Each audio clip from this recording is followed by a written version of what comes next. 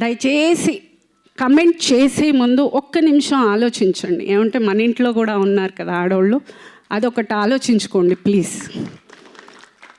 ఇది పేరున్న ప్రతి ఒక్క లేడీ ఆర్టిస్ట్కి నేను చాలా గౌరవంగా తీసుకొచ్చిన గిఫ్ట్ అని చెప్పచ్చు.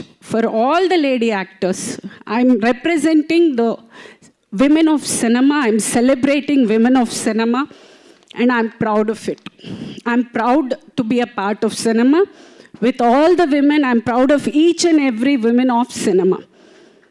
Because I know the hard work they put in. I know how much they struggle.